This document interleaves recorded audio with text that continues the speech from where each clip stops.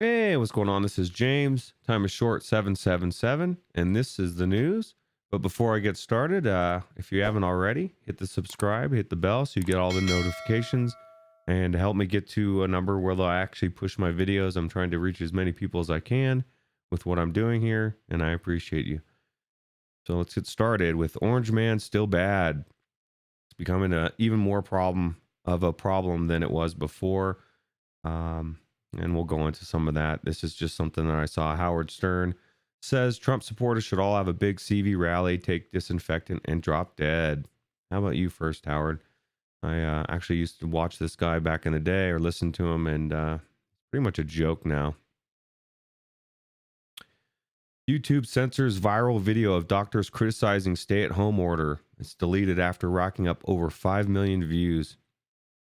Says YouTube has censored a viral video in which two doctors criticized the logic of whether California's stay-at-home CV order is necessary.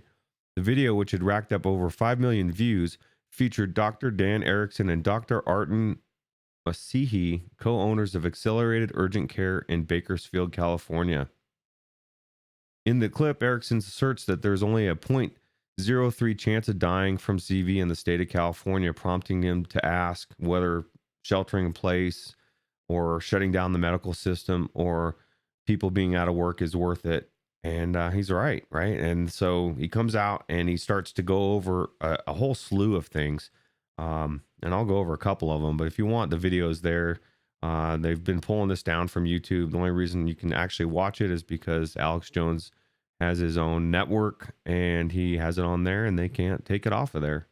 And he started doing that about 10 years ago somewhere around there because they were deleting his videos as everybody cheered. One of the only places giving us real news. So check it out. One of the things he was talking about mainly was women and children at higher risk of violence and sexual abuse during CV lockdown. He was talking about the things that he saw escalating in the last few weeks.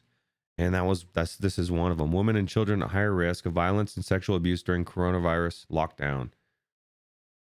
So domestic violence victims need a lot of things that we take for granted. They need income, they need health care, they need law enforcement, they need courts, and sometimes they need domestic violence or homeless shelters. And all of those are impacted by varying degrees right now. Essentially, people are getting abused more. They're getting everybody's on edge. And so, of course, all these things are going to go up, right?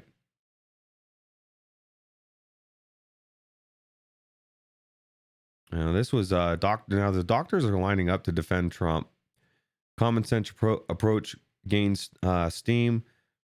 One of those is the cholesterol synthesizing power of the sun into vitamin D. Humans need fresh air and sunshine. So when you lock humanity inside four walls for extended periods of time, of course, their health will suffer. So this is actually a really good video. I'm not going to play it, but it goes on to a lot of those things as well. Microbiologist testing shows lockdowns are actually harmful. Doctors say death rate similar to flu and sheltering at home weakens immunity. This is kind of going into exactly what that two California physicians with advanced degrees in microbiology contend that their testing of more than 5,200 patients, along with public data, show the CV is no more deadly than the seasonal flu, and that the sheltering in place policy in the United States and most of the Western world would not only is unnecessary, it's harmful. And we have to ask ourselves, what was the point of all this? If you can think back just several weeks, it's only been 6 to 8 weeks, right? We needed to flatten the curve, bro. We flattened the curve. There is no curve. It's not what they've been telling us, and yet Democratic governors are dragging their feet and actually extending this when the numbers aren't showing it, which is causing detriment to everybody, to not only our country, but to the world. And we will see that here in a minute. All right. Tucker Carlson, the virus isn't nearly as deadly as we thought it was. And if you don't watch Tucker, you should be, because he actually is one of the only people on network television that is not pulling the punches. As Tucker said that the radical steps necessary to flatten the curve were proposed and that the curve has now been flattened, but is likely not because of the lockdowns, but the virus just isn't nearly as deadly as they thought it was. Turned out not to be. Hospitals never collapsed outside of a tiny number of places. They never came to close to collapsing, at least not from the influx of patients. Carlson views the lockdown should now be lifted because the virus wasn't as deadly as that they first feared is noteworthy because at the beginning of the crisis, he wasn't one to take the CV lightly. He actually drove out to Mar-a-Lago to warn the president and tell him we needed to be cautious, shut down for a bit to flatten the curve, and we, like I said, we did that. But it's not changing, right? Data suggests real CV death rate in LA is 0.18% and 0.89% in New York. And again, not even close to what they were telling us was the case. And yet Andrew Cuomo is actually doing more to lock stuff down. It's just not what they were telling us.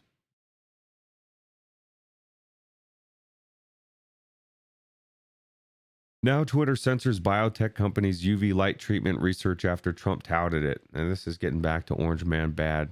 Trump comes out and says, hey, there's this technology that uses UV light, and everybody under the sun starts coming out and says it's quacky. It doesn't work. You know, this is like something Trump is just making up, right? And this is actually AYTU Bioscience, which is a publicly traded biotech company, has been working with world-renowned research and clinical care organization Cedars Sinai to test the revolutionary treatment. All right. So this is a very well-known, respected institute.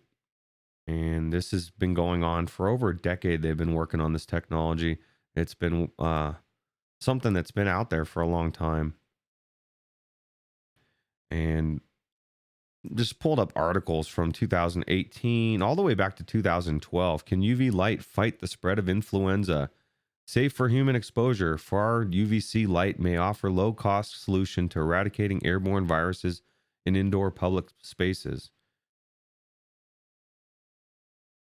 Another one from 2018. Can UV light be used to kill airborne flu viruses? It could offer a new inexpensive way to eliminate airborne flu viruses in indoor public spaces such as hospitals, doctors' offices, schools, airports, and aircraft, said the team from Columbia University Medical Center in New York City. UVA technology. Yeah, I'm not going to go through all of these. I'll just show you some of these. I actually had a lot of tabs on here, and I don't want it to be too long. But the whole point of it is this has been around for a while. They've been working on this technology. It's not just some fly-by-night company that Trump is just making up. And if you listen to the mainstream news, CNN, ABC, CBS, they are making this thing to seem deadly. They're making it seem like it doesn't work, and they're making it seem quacky and something that, you know, Trump is crazy, right? Using the power of light, preventing the airborne spread of CV and influenza virus. It's Columbia University Center for Radiological Research.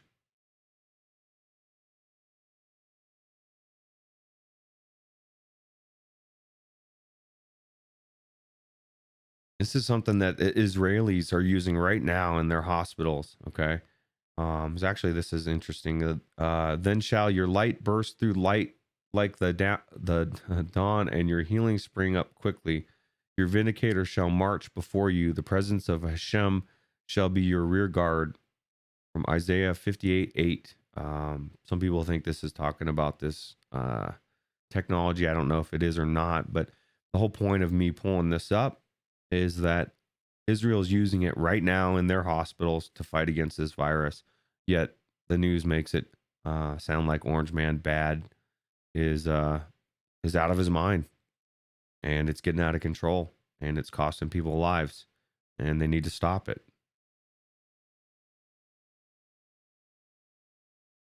Enhanced RX Air UV light air purifiers fight flu, cold, airborne germs. So there's actually technology. You can actually get this air purifier for your house, and it'll kill this stuff. Now all the flu viruses and colds and airborne germs. But Trump's crazy. All right, so we're shifting gears. This is something that a couple things have been happening, a couple of good things.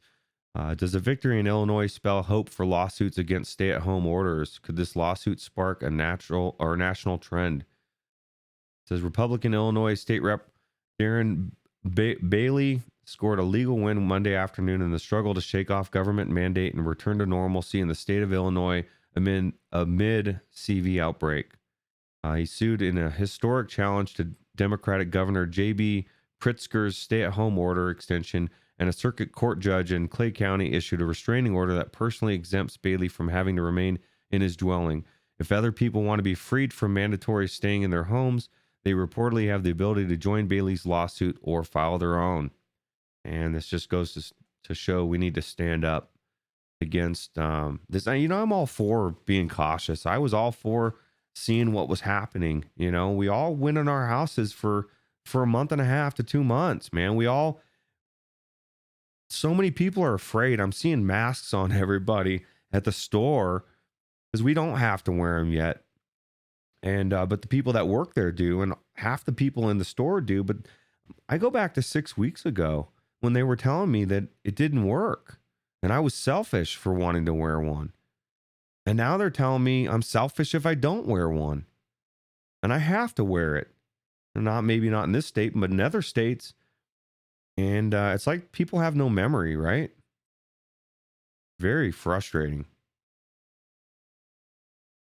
Texas Governor Abbott overrides unconstitutional mandatory mask laws. No jurisdiction can impose any type of penalty or fine for anyone not wearing a mask. Okay, so this is something that he's doing in his state, and they need to start doing in other states, because it is not constitutional to make people wear a mask. And the death rate isn't what they were telling us. And they just told us it didn't work. And people are doing this. They're putting on freaking a bandana over their face. That isn't not going to stop a virus, man. It's all optics, and it's all to get us afraid of each other. It's all to get us suspecting each other. And I'm not going to do it. You can call me crazy. You can call me selfish. You can call me whatever you want. But I think people need to stand up and say enough of this nonsense. Because at some point, because what we're allowing to happen, it's our fault, man. We're just sitting around, and there's a lot of incentives for a lot of people want to sit home. They want to be lazy. They don't want to go to work. And they're getting money for sitting at home.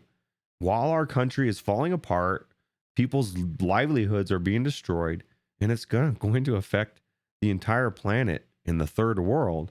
And we're going to come into that as well.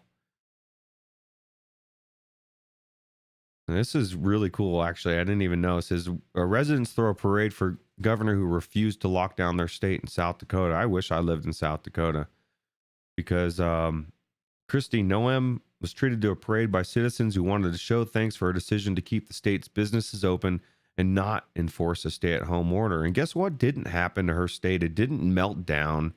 They didn't have the New York City's numbers. It just didn't happen. So you tell me what's going on.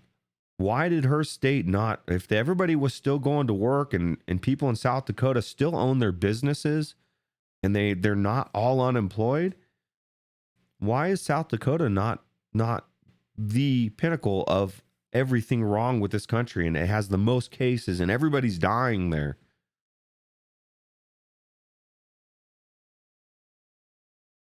American farmers being ordered to depopulate livestock and destroy crops. All right, and I went over this a little bit before, but they're being ordered to show that they're dumping their milk, and they're having to decide, okay, do I want to spend all this time to milk this cow over and over again and then just dump the milk? Or do I want to just slaughter the cow? But I can't slaughter the cow because they're shutting down all the meat plants that I take the cattle to have slaughtered. They're being put in a really, really tough space, and it's not going to be good for the world's food supply. World Food Program warns at least 30 million people could die of starvation during the pandemic. Oh my gosh, 30 million. Whoa, wait. Hold on there, pal. It ain't 30 million anymore. It's now 265 million, is what they're saying. CV World updates. UN warns world hunger could double as global economy crashes. And all of these articles I pulled up here are saying exactly what. And this, I was hoping these articles would have came out before I did the last video, because this is what I was wanting to see. That I knew the numbers were out there, but I couldn't find any articles that substantiated it. Instead of CV, the hunger will kill us. A global food crisis looms. The world has never faced a hunger emergency like this, experts say. It could double the number of people facing acute hunger to 265 million by the end of this year. And like I said before, their immunity goes down and they die from every virus out there. So my question to the left is, why are you racist? And why don't you care about these people's lives? Why are our lives more important than their lives? And why are we shutting everything down so that we can save thousands of lives to kill millions of people? And in the end result, we're going to starve too, man. This is going to be worldwide. This isn't going to be limited to the third world. And if you're a believer of Christ and you think that this isn't an issue, I have issue with that, because I think Jesus does think this is an issue. This is a huge issue. The population living in acute hunger may double this year due to coronavirus. All right, so this is just showing you multiple sources saying the same thing. CV pandemic will cause famine of biblical proportions. Yeah, it already is. And this is why I get so angry. This is why you see my tone change as I start. I try to start out nice and I start to get angry, because as I see people wearing their masks that are all optics, that aren't stopping anything, and people aren't dying like they say they were, and they're hyping it up, but it's causing real problems around the world. China aims to launch the world's first official digital currency. Wow, this is way out of order. But we'll just go with it, okay? So China is aiming to start a digital currency, and this concerns me. Okay, I went to Jiffy Lube the other day, and they're not taking cash anymore, and Dutch Brothers Coffee is not taking cash anymore. And they say it's until this thing ends, but it's going to extend. And we saw China set the pace when we got into this whole thing. They started burning cash. They were doing all sorts of weird stuff. They are pushing us to a digital one world currency. And if you know the Bible, you know why that concerns me. And it should show you where we are on the biblical timeline, how close we are, because I'm telling you, man, everything is setting up. You can just see everything setting up on the board. And this is coming. Digital dollars can reduce unemployment. Here's how. Yeah, let's just do it. Let's just go digital. Yes, I switched the order of everything. 2 versions of digital dollar emerge as contenders, but unlikely to come soon. Well, it's going to come sooner than you think. Digital dollar. Why? How? And why now? So they're making it sound sexy, man. We need that digital dollar. It's going to solve all our issues, okay? You know, it's just very concerning. If you want to go into the details in any of these articles, go ahead and, like I said, you can pull them up just by typing in the title into Google. Digital dollar reintroduced by U.S. lawmakers in latest stimulus bill. They keep trying to slide it in there, right?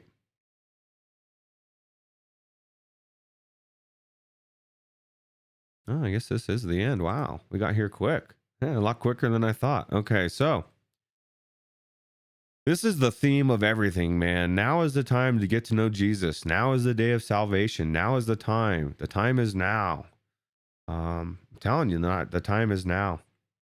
If you didn't think there was a better time to seek the Lord, as you're seeing everything fall into place, you see the one world governments, everything's coming to a head.